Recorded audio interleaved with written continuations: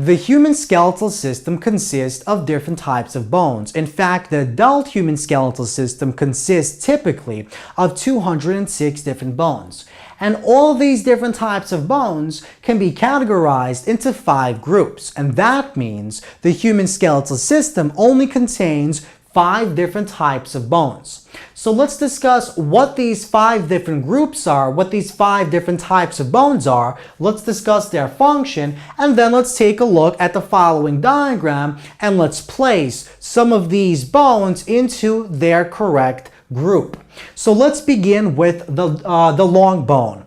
The long bone is called the long bone because they're much longer than they are wide. And the long bone consists of 3 different sections. We have our epiphysis, the metaphysis, and we have our diaphysis. Now, the epiphysis contains our spongy bone, also known as the cancellous bone, and this contains our red bone marrow that synthesizes red blood cells. Now, the metaphysis consists of an important section known as our epiphyseal plate, and this epiphyseal plate is responsible for lengthening and elongating the long bone as the organism, as the human actually grows. Now, our diaphysis is the long shaft, the long curved shaft that contains our compact bone that basically is responsible for giving our bone its strongness. So basically, our long bones are capable of resisting very high tensile and compressive forces. And that's exactly why these bones are responsible for supporting our body. In fact, the long bones support the majority of the body's weight. So we have many different types of long bones in our body. So let's take a look at the following diagram. So we have the clavicle, also known as the collarbone. So this bone here and this bone here. This is our example of a long bone.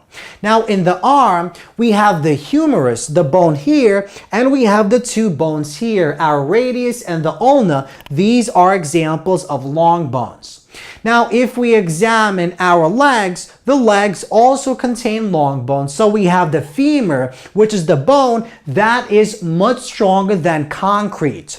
We also have the tibia and our fibula, and these are also examples of long bones. Now, if we examine our fingers, the fingers, specifically the metacarpals, are also examples of long bones, but these are much smaller than these long bones. So basically, long bones can actually be very long or they can be very small. So basically, what the definition of a long bone is, they're much longer than they are wider.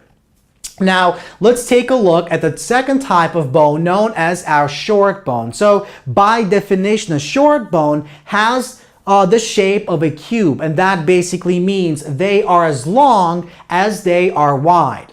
Now, they basically function by providing support as well as stability to other bones, and these short bones do not actually move themselves. Now, what are some examples of short bones? Well, if we examine our wrist, the wrist contains bones known as the carpals, and these are examples of short bones. Now, if we examine the ankles of our body, these contain the tarsals, which are also examples of short bones. Now, let's move on to our flat bones. So flat bones are those bones that are relatively thin and which contain a relatively high surface area. Now, these bones can serve 2 important functions. They can either protect our internal organs and our tissues, and they can also serve as attachment points for muscles because of their high surface area. So they contain compact bone on the surface, and in the middle, at the center, they contain spongy bone. So what are some examples of flat bones? So the skull, the cranium, is an example of flat bone. So we have many of these flat bones that essentially fuse together as the organism becomes an adult, as the organism grows. And the skull, these flat bones, basically serve the purpose of protecting our brain, our internal organ.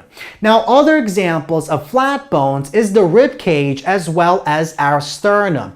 And this acts not only as attachment points for muscles, but they also basically act to protect the heart, the lungs, as well as the vascular tissue found in this region here. Now, other examples of flat bones is our scapula. So this is the shoulder blade bone, this bone, and this bone here, as well as the pelvis, which is the bone of the hip. These are examples of flat bone. They have a relatively large surface area and they are relatively flat, relatively thin. Now, let's move on to our irregular bones. So basically, these are the bones that have a certain unique shape that we cannot actually label as long bones, short bones, or flat bones. So these bones have unique shapes that help them carry out certain types of unique functions. So typically, our irregular bones consist of both compact as well as spongy bones. So they have spongy bone at the center and compact bone usually on the surface, and they function in protection as well as in support. So one example of our irregular bone is our maxilla or our maxilla, as well as the mandible. So these two bones have an irregular shape. The maxilla is the upper jaw bone, the mandible is our lower jaw bone, and these function to basically allow us to eat and ingest our food that we need to actually survive. Now, another example of an irregular bone is basically our sacrum. So this is this bone here. A third example are the vertebrae. So we have the cervical and the lumbar vertebrae, and these are basically responsible in protecting our spinal cord. So these vertebrae basically surround and protect our spinal cord. So the irregular bones are bones that have unique shapes that do not fit these categories, and these shapes help them serve their specific purpose. So they have compact bone and spongy bone and function protection and support. Some examples include our sacrum, the mandible, the maxilla, and our vertebrae. Now, the final type of bone we're going to examine is a sesamoid bone. So, all humans typically contain one sesamoid bone, and that's basically our patella. Now, the patella, or by definition, our sesamoid bone, is a bone that is in the shape of a sesame seed. And these sesamoid bones, or sesamoid bone, basically grows on our tendon. So basically, the patella is found on the tendon found in this region. Now, as the organism grows, as the person grows, we can basically grow other types of bones that are sesamoid bones, and these bones develop usually as a result of some type of consistent physical stress or physical friction.